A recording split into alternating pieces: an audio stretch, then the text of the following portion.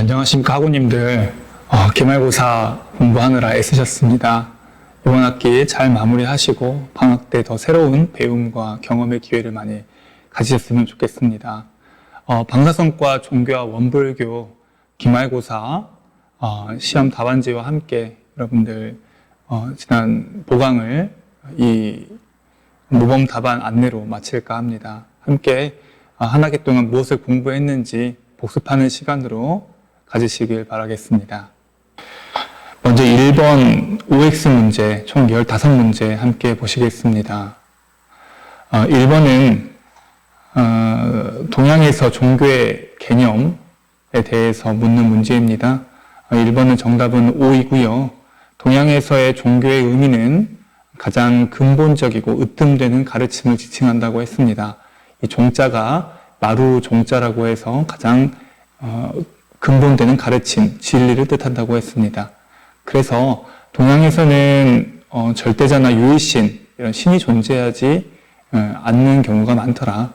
물론 신이 존재하는 경우도 있지만은 대개는 절대적인 그런 신이나 어떤 존재를 상정하지 않고 어떤 이치라든지 진리라든지 혹은 불교에서는 마음과 같이 이렇게 가장 근본적인 그런 대상에 대해서 배우고 가르친다는 의미로서 종교를 말하였습니다. 2번은 정답은 O입니다. 종교의 긍정적 기능이라고 5가지가 있었는데요. 그중 3가지죠. 사회 통합의 기능, 문화 창조의 원동력, 그리고 예언적 기능 등이 있었습니다. 3번도 O입니다. 유대교, 기독교, 이슬람교, 우리가 배웠던 서양의 3대 주요 종교는 아브라함을 정신적 조상으로 모시는 유일신 종교다. 아브라함 계열의 유일신 종교다. 그리고 그것을 최초로 이렇게 하나의 종교로서, 유대교로서 창시한 분이 이제 모세라고 했죠. 모세가 이런 아브라함을 조상으로 한 그런 세계관을 체계화하면서 그런 이제 모세 유니버스를 유대교와 후대 기독교, 이슬람교에 이르기까지 같은 역사관, 우주관, 세계관을 공유를 하더라. 이렇게 말씀을 드렸습니다. 4번은 이제 기독교에 대한 설명입니다. 기독교는 이제 성경을 하나의 경전으로 본다고 했는데요. 그 성경이 예수 이전의 구약 성경, 즉 아브라함과 모세에 이르기까지의 그 서양의 역사를 다룬 구약 성경과 또 신약 성경, 예수의 일대기, 그리고 예수가 행한 여러 가지 실천, 그리고 그 제자들의 이야기까지 해서 신약 성경이 이제 추가로 돼서 경전으로 인정을 하더라. 기독교는 이 2가지를 모두 다 경전으로 인정을 하는데, 이제 가톨릭과 이제 개신교 성경수가 다르다고 했습니다. 왜냐하면 가톨릭은 전통을 중시하고 그 예수로부터 시작된 그런 오랜 전통을 같이 고수하기 때문에 그 과정 속에서 여러 가지 첨가되고 부과된 그런 내용들, 번역하면서 달라진 내용들이 많이 있습니다. 그래서 개신교는 그러한 전통을 약간 이렇게 전통에서 많이 그 신의 가르침이 훼손이 됐다, 예수의 가르침이 훼손이 됐다고 봐서 더 이렇게 집약해서 정수만 뽑아가지고 성경을 다시 집필했다고 했죠. 그래서 7권이 더 적다고 했습니다. 그래서 이 문제는 X라고 볼 수 있겠죠. 5번은 정답은 O입니다. 이스라엘 중심부에 위치하고 있는 예루살렘은 이제 이스라엘의 수도라고도 볼 수 있는데, 그 자체는 평화의 마을이지만 아이러니하게도 역사적으로 굉장히 전쟁도 많이 일어나고, 지금도 팔레스타인 내전부터 해서 가자 지구 문제, 그래서 유대교, 기독교, 이슬람교의 모두의 성지이자 토착민들까지 함께 살고 있는 그런 다양한 종교의 분쟁 지역으로 아직도 남아 있다고 했죠. 정답은 O입니다. 6번. 6번에서 많이 여러분들이 헷갈리셨을 것 같아요. 교재에도 나와 있는데 이걸 잘 읽어보셔야 됩니다. 예수라는 뜻이 아니고 이제 그리스도, 우리가 크리스토교, 기독교의 어머니 되는 크리스토스, 이 의미가 기름 부음을 받는 사람이라는 뜻입니다. 예수는 이제 성자의 이름이고요. 그래서 그리스도는 꼭 예수님뿐만이 아니고 왕이나 예언자, 사제, 메시아 등에게 이렇게 붙이는 이름인데, 워낙 그 예수님이 유명하기 때문에 기독교의 이제 가장 큰 그런 성자이기 때문에 우리가 그리스도라는 이름을 붙여서 그리스도에서 기독교가 그 어원이 이렇게 전해지게 된 거죠. 그래서 6번은 X입니다. X. 많이 헷갈리셨을 것 같아요. 7번은 종교개혁 문제입니다. 이것도 제가 늘 강조했던 것 같은데요. 16세기 종교개혁이 있었다고 했어요. 독일의 그 루터, 대학 교수로 있었던 루터를 중심으로 해가지고 여러 나라에서 그동안 가톨릭으로 대표되던, 천주교로 대표되던 기독교가 전통 이런 것들이 많이 과거의 신의 말씀과 위배가 된다. 그리고 뭐 교황청의 그런 부패, 돈을 벌기 위해서 면벌부를 판다든지 또는 그런 부정적인 그런 여러 가지 행위들을 함으로 인해서 부정부패를 통해서 이제 개혁의 그런 물꼬가 튀었다고 했죠. 그래서 16세기 종교 개혁이 일어나서 그때 나뉜 게 개신교가 분리되어 나옴으로써 기존의 가톨릭과 그리고 개신교로 분리가 되었다. 큰 이제 개혁이 있었다고 했습니다. 이 문제에서는 서방교회와 동방교회로 나뉜 이제 그런 내용을 말하고 있는데요. 이건 1054년에 그 서로의 파문, 그 동방교회와 서방교회 간에 서로 파문이 있었는데 그때부터 완전히 이제 동방교회와 서방교회로 나눠지게 되는 그런 사건을 이야기를 하고 있습니다. 종교개혁은 한참 후에 약 500년 정도 후에 일어난 이제 운동이었죠. 그래서 정답은 X입니다. 8번 세계 3대 종교는 기독교, 이슬람교, 불교이다. 정답이죠. 그리고 이들은 자유라든지 평등이라든지 혹은 인간은 신 앞에서 모두 평등하다 혹은 같은 불성을 가지고 있다 이런 의미로서 여기 보편적인 가치를 인권의 가치를 이렇게 말하고 있기 때문에 세계 종교로서 이렇게 인정이 되는데 원래 그 힌두수로 보면은 힌두교가 세 번째죠. 인도에서 거의 믿고 있기 때문에 하지만 인도에서만 힌두교는 성행을 하고 있고 다른 나라에서는 그런 모습을 많이 볼 수가 없습니다. 그래서 인구수는 많지만은 보편 종교로는 이렇게 인정받지 못하고 있다. 그래서 8번은 정답은 5입니다. 9번은 힌두교에서의 이제 우주관, 세계관이죠. 네, 정답은 5입니다. 힌두교에서는 이 삼신, 우주의 생성, 발전, 소멸을 맡는 신이 각각 존재한다고 해서 브라흐마 신, 생성의 신이죠. 비슈누 신, 유지 발전의 신입니다. 그리고 소멸의 신, 시바 신이라고 합니다. 파괴의 신이라고도 하는데요. 그 역할을 맡아서 우주를 운행을 한다고 했습니다. 정답은 5이고요. 10번입니다. 10번은 이제 부처, 불교에 말합니다. 부처, 붓다. 서가모니 부처를 우리가 보통 생각을 하게 되죠. 근데 이제 서가모니 부처는 그 부처가 이름이 아니고 부처는 깨달은 사람이라는 뜻을 말합니다. 석가모니도 이제 그 이름이 아니고 샤카무니, 석가족 출신의 뭐 성자라는 뜻이죠. 그래서 원래 이름은 고타마 시다르타인데 서가모니 부처입니다. 서가모니 부처는 이게 깨닫고 나서 그 진리, 우주의 진리를 생로병사의 이치를 깨닫고 나서 인간의 모든 고통이 어디에서 비롯되었다? 바로 집착으로부터 비롯되었다고 합니다. 그런데 그 집착을 어떻게 없앨 수 있다? 바로 팔정도를 비롯한 그런 수행을 통해서 그 집착을 벗어나서 편안한 행복, 그 이제 다른 용어로 열반 또는 해탈에 이를 수 있다고 했는데요. 근데 여기서 이제 문제에서는 끝내 죽음에 이르러야만 한다고 했는데 그렇다고 볼 수가 없죠. 팔정도를 통해 깨달음을 얻어서 집착으로부터 벗어나면은 죽음과 상관없이 살아서도 해탈과 열반에 이를 수 있다. 이렇게 볼 수가 있겠습니다. 그래서 죽음에 이르러야만 해탈할 수 있다는 것은 틀린 말이죠. 정답은 X입니다. 다음은 11번 문제입니다. 유교에 대한 문제인데요. 유교는 중국에서 시작되어 한국, 일본 등 동아시아의 주요 사상으로 자리매김하였다. 여기까지는 맞는 말씀인데요. 세계 종교사적으로 큰 영향을 미쳤다. 이 부분이 틀렸습니다. 당시 이 유교가 태동하면서 중국은 최근에 이렇게 급부상하기 전까지 이제 청나라까지 근대 이전에 현대 이전에 청나라까지는 굉장히 강성한 나라였다고 볼 수가 있습니다. 세계 총 이 생산의 한 30~40%까지 차지할 수 있을 정도로 인구도 상당히 많았고요.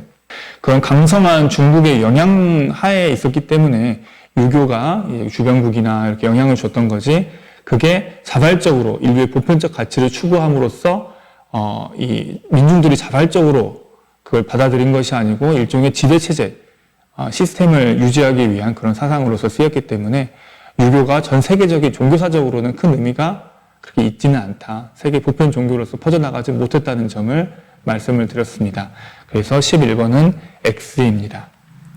12번은 이제 원불교 개교표에 대한 문제입니다. 원불교가 수많은 과거의 종교가 있지만은 굳이 새롭게 이렇게 문을 열어서 종교로서 등장하게 된 배경을, 그 목적을 이야기하고 있죠.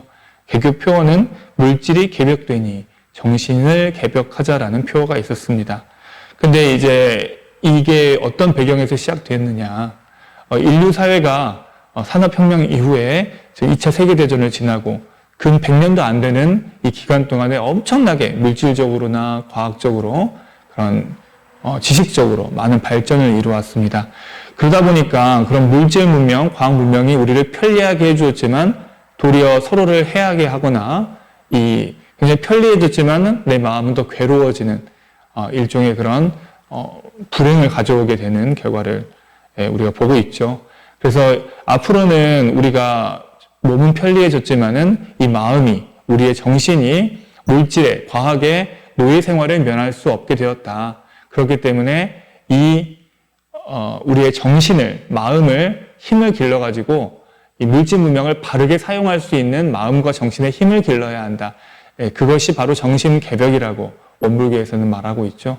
그래서 물질을 배척한다거나 과거로 회귀하자는 것이 아니고 이 물질을 사용하는 우리의 정신을 바로 세우자. 이것이 원불교의 목적인 것입니다. 그래서 12번은 정답은 X입니다. 13번 원불교의 4대 성지에 대한 내용입니다. 아마 정리를 하셨으면 쉽게 푸실 수 있었을 텐데요. 영산성지는 전라남도 영광에 있죠. 영산성지는 그 영산이란 말은 사실은 불교의 서가모니 부처님이 제자들과 살았던 그 회상을 영산회상, 함께 모여서 사는 것을 말하는데요. 그 회상을 말하는데 우리나라에서도 원불교가 생기면서 당시에 그런 모습들이 재현했다 해서 영산성지라고 이렇게 부르는 거고요. 전남 영산 그 영광군에 있는 영산성지입니다. 소태산 대종사가 탄생하고 열심히 수행하고 구도하고 깨달음을 얻는 곳, 그리고 여기에서 처음으로 제자들을 만나서 가르침을 전한 곳이라고 해서 금원성지라고도 합니다. 금원, 뿌리가 되는 성지이죠. 그래서 13번은 정답은 5입니다. 14번입니다. 여기도 제가 늘 강조했었는데요. 다른 종교와 구분되는 점. 다른 종교는 보통 성자가 탄생한 날을 기준으로 이 종교의 시작을 알리기도 하는데요. 원불교는 소태산 박중빈 대종사라는 분이 탄생한 날이 아니고 깨달으신 날이라 그랬죠. 큰 깨달음을 얻은 날. 그래서 4월 28일을 대각개교절이라고 해서 우리 학교도요, 공식 휴일 또는 경축일로 이렇게 삼고 있습니다. 그래서 탄생한 날이 아닌 큰 깨달음, 대각을 얻은 날이다. 정답은 X입니다. 15번. 네, 13주차 때 열심히 저희가 공부를 했죠.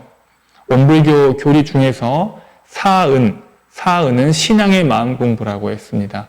이 세상의 모든 존재들을 큰 4가지 은혜로서 바라본다. 모두가 은혜이고 모두가 부처이고 내가 그들이 없어서는 살 수가 없다. 그렇기 때문에 그 은혜에 보답하고 감사하는 생활을 해야 된다. 그렇게 하면 이것이 부처로 모두를 믿는 공부이기 때문에 신앙의 공부라고 했죠. 모두를 부처로 믿는다. 이것이 원불교의 신앙입니다. 그래서 이것을 잘하면 타력을 얻을 수 있고 복을 장만할 수 있다. 내가 이 신앙의 마음 공부로서 늘 은혜에 감사하고 보답하고 그런 감사하는 생활을 늘려가면은 주변에서 나를 도와준다. 복이 쏟아진다. 그런 그런 원리가 있다고 했습니다. 그렇게 돼서 요즘에 우리가 참 각박하죠. 옆에 있는 친구도 믿을 수 없고 서로 오직 경쟁 사회가 돼가지고 서로 이렇게 끌어내리는 그런 세태들을 볼 수가 있는데 그러지 말고 우리가 서로가 은혜의 존재임을 깨달아서 우리가 상생하는 세상을 만들자. 그 교리가 바로 사은의 교리고 신앙의 마음 공부 교리라고 제가 말씀을 드렸습니다. 그래서 15번은 정답은 5입니다. 네. 자, 이번에 문제를 낼 때, 정답 5가 8개고, X가 7개네요. 잘 여러분들이 선택하셔가지고 좋은 점수 얻었으리라 믿습니다. 다음은 서술형 문제로 넘어가겠습니다. 서술형 문제 2번 원불교라는 원불교 각각 단어가 교명이 가진 뜻을 풀었으라고 했습니다. 이 원불교라는 이 교명에 그 원불교가 하고자 하는 바가 들어있다고 말씀드렸죠. 그래서 원은 둥그를 원자입니다. 그리고 제 뒤에 보이는 저 일원상, 동그라미 일원상을 원이라고도 해요. 그래서 우주의 궁극적인 이 진리 또는 그 진리는 어때요? 우리 마음속에도 있다고 했죠. 우리가 우주에서 나오고 우주로 돌아가는 우리는 우주적 존재이기 때문에 나 역시도 저 일원상이다. 우주의 궁극적 진리가 그대로 나에게 갖추어져 있다. 그래서 우리의 마음 원리 혹은 법신불 일원상, 진리 이런 것들이 다 정답이 될 수가 있겠네요. 이걸 다 쓰시면은 4점이고요. 불은 이 원이라는 이 진리, 궁극적인 진리 혹은 일원상을 깨닫자. 부처님과 같이 우리가 깨달아보자 함께 그런 의미를 가지고 있습니다. 깨달을 불. 우리가 이거 깨달으면 부처라고 하잖아요. 부처 불자입니다. 이걸 정답을 하면 3점이고요. 교는 가르치다 혹은 실천하다는 뜻입니다. 진리를 깨달아서 그 가르침을 실천하고 주변에 전달하는 그런 종교의 뜻을 가지고 있죠. 그래서 저희가 이제 주관식이다 보니까 여러분들이 여기 틀린 답을 적었더라도 최소 1점 이상은 드리려고 제가 노력을 하겠습니다. 하여튼, 교도, 제대로 썼으면 3점. 혹은 이제 다른 내용들을 쓰셨어도 제가 조금씩 가산점을 드리도록 하겠습니다. 3번은, 이제 총 25점짜리 문제죠. 제가 이거 점수를 배분을 잘못한 것 같아요. 총 30점이어야 되는데, 30점이어야 되는데, 이제 5점을 보너스로 드려야겠네요. 5점은 보너스로 드리고, 이제 추가로, 여러분들이 이제 고통스럽거나 불만족스러웠던 일 한 가지 이상을 적으면 5점. 그리고 이제 불만족스럽고 고통스러운 이유에 대해서 강의 시간에 배운 우리가 행복을 느끼지 못하는 이유에 대해서 쓰시면은 이제 제가 가르친 내용 있죠. 6가지 내용에서 쓰시면은 또 5점. 그리고, 이러한 고통과 불만족스러운 점, 혹은 행복을 느끼지 못하는 그것에 대해서 어떻게 하면 원불교 마음 공부를 통해서 이를 극복할 수 있을지 그 내용들을 여러분들이 적어 주시면은 15점 해서 기본 점수 5점에 이제 이 정답 점수, 답안 점수로 25점에서 30점 만점이 되겠습니다. 과거 또는 현재 내 삶 속에서 고통스럽거나 불만족스러웠던 일, 다 한 가지씩은 있으시죠. 한 가지도 없다고 하면은 그게 그런 분도 있을 수 있겠죠. 하지만은 이제 보통은 우리가 일반 세상을 살아가다 보면 여러 가지 힘든 일들이 있습니다. 그것들 잘 적으셨을 것이라고 믿고요. 제가 예시를 이렇게 드리긴 했는데요. 다양하게 쓰실 수 있겠습니다. 한 글자라도 적었으면 거기다가 1점 이상의 점수를 부여하겠습니다. 그 원인이 무엇인지 이제 자기 나름대로 원인을 분석할 수 있지만은 시험이다 보니까 강의 시간에 배운 그 6가지 선택지에서 골라서 해주셔야 됩니다.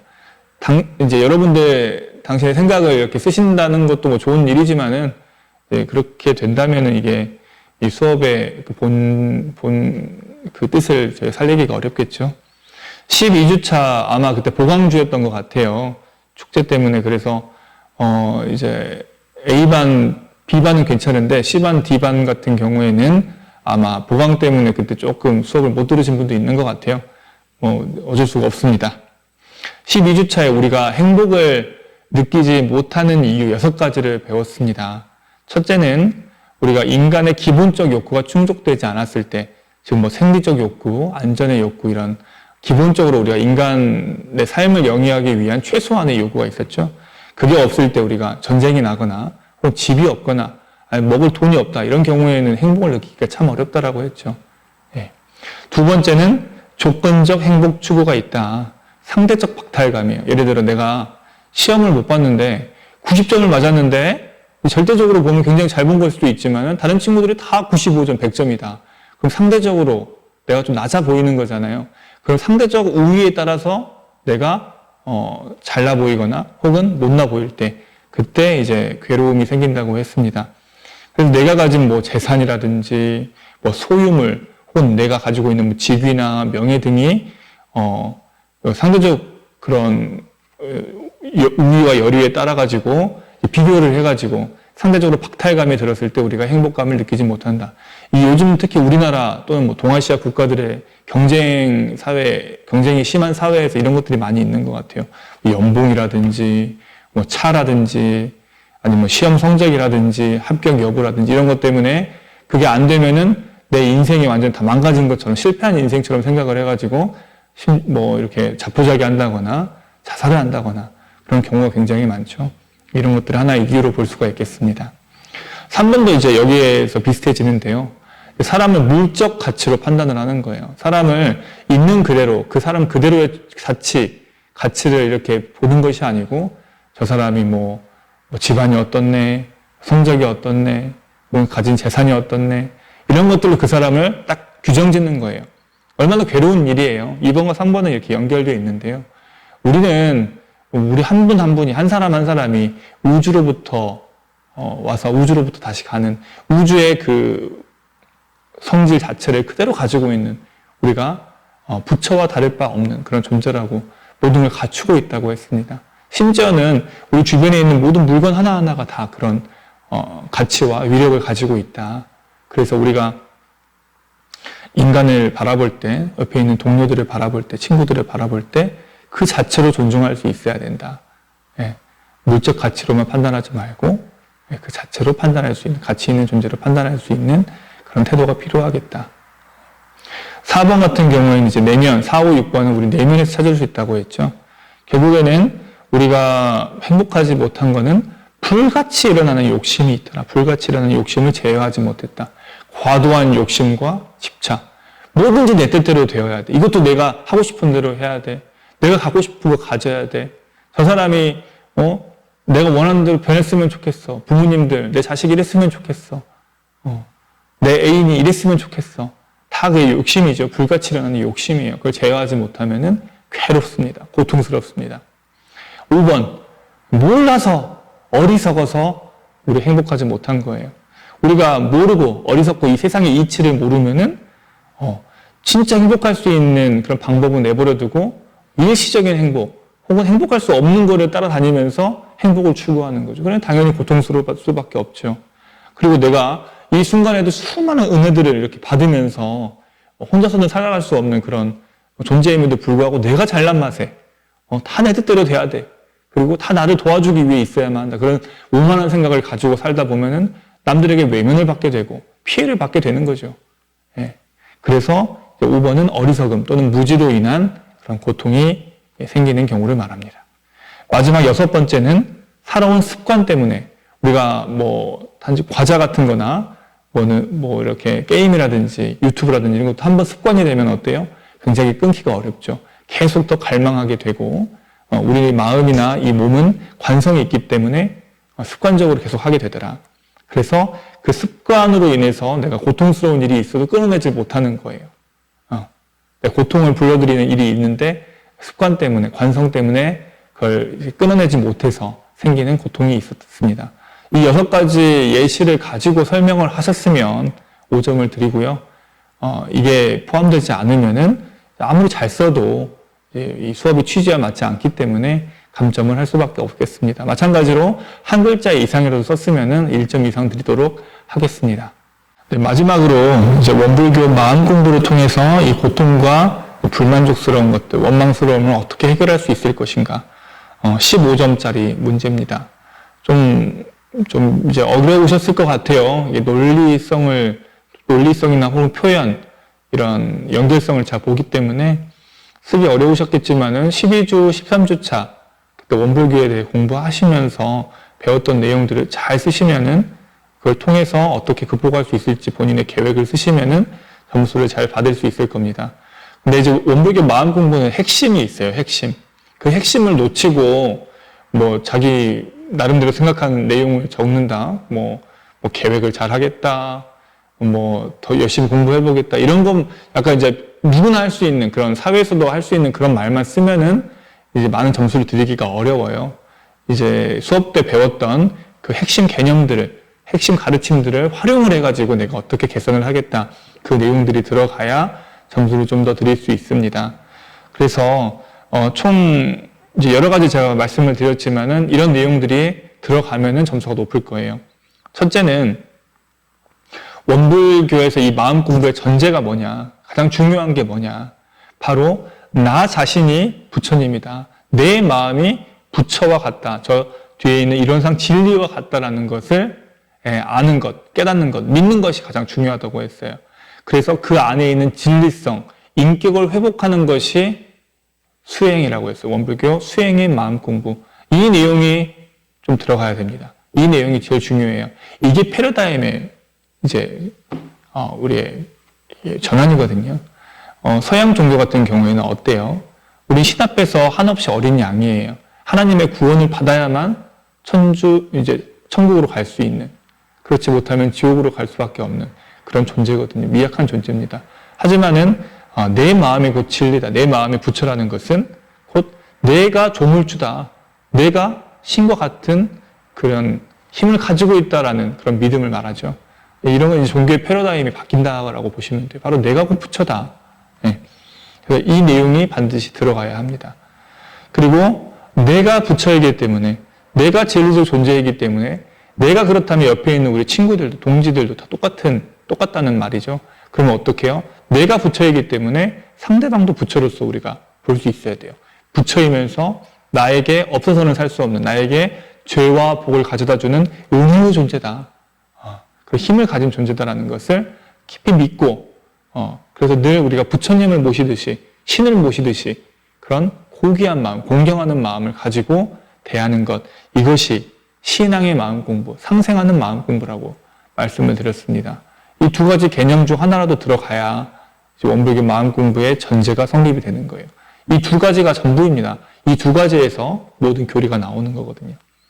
그래서 아까 수행의 마음 공부, 내 안에 갖추어져 있는 인격, 진리성을 회복하는 것이 바로 수행의 마음 공부, 지혜를 얻는 공부, 자유를 얻는 공부더라. 그래서 사막, 정신수양, 사리, 연구, 작업치사가 바로 이 진리성을, 내 안에 갖추어져 있는 것을 회복하는 그런 공부더라. 어디 밖에서 가져오시는 게 아니고 내 안에 있는 것을 발현시키는 거, 회복하는 거예요. 이제 이런 내용들을 잘 쓰시면 좋겠고요. 이제 두 번째, 아까 모두가 부처이다, 모두가 은혜이다 라는 그런 전제하에서 우리가 신앙의 마음 공부, 모두가 부처인 것을 믿는다, 모두가 은혜인 것을 믿는다 해서 신앙의 마음 공부고, 이걸 잘하면은 서로 상생하고 서로 도와주고, 그래서 복이 온다 그랬어요. 나에게 복이 오는 복을 얻는 마음 공부다. 그 교리 밑에 이제 사은이 있었죠. 이 세상의 모든 존재하는 것들을 큰 네 가지 범주로 알아볼 수가 있는데, 그게 천지은, 부모은, 동포은, 법률은, 이 네 가지 큰 은혜라고 해서 이 은혜에 감사하고, 이제 감사에 보답하는 걸 뭐라고 하죠? 은혜에 보답하는 거를 감사생활 또는 보은생활이라고 합니다. 감사와 보은을 통해서 우리가 살아간다. 그래서 제가 그랬죠. 아무리 힘든 일이 있더라도 감사하고, 아무리 이해하기 힘들고 나에게 고통이 주더라도 그것도 역시 감사할 줄 아는 그런 감사 생활을 하게 되면은 나에게 복과 은혜와 상생의 기운이 나를 도와줄 것이다. 이 총 제가 설명드린 게 네 가지인데요. 이런 핵심 내용들을 포함을 해서 여러분들의 고통과 그런 힘든 점들을 극복한다는 내용이 들어갔을 때 15점에 가까운 점수를 받을 수가 있겠죠. 네, 그래서 여러분들이 이제 이런 것들을 잘 활용해서 적으셨을 것이라고 생각을 하고요. 예, 저도 이번 학기 총 한 10번 정도 수업을 할 수밖에 없었던 것 같아요. 휴일도 있고 여러 가지 출장도 끼고 해가지고 좀 아쉽지만은 이 보강으로서, 모범답안 안내로서 이번 학기를 마쳐야 될 것 같습니다. 수업이 이제 상대평가다 보니까 여러분들이 좀 저주하더라도 그 반의 평균 점수에 따라서 최대한 높여서 이렇게 저는 35%까지 A 플러스를 드리려고 합니다. 그래서 여러분들 더 주고 싶어도 못 드린다는 점 좀 아쉽게 생각하지만은 한 학기 동안 정말 수업 받느라 고생하셨고요. 여기서 배운 내용들을 가지고 남은 이제 학창 시절을 더 의미 있게 보내고 또 세상을 아름답게 볼 수 있고 아름답게 만들어가는 그런 훌륭한 인재들로 커가시는 소중한 시간 되시기를 늘 마음속으로 응원하겠습니다. 정말 고생 많으셨습니다. 감사합니다.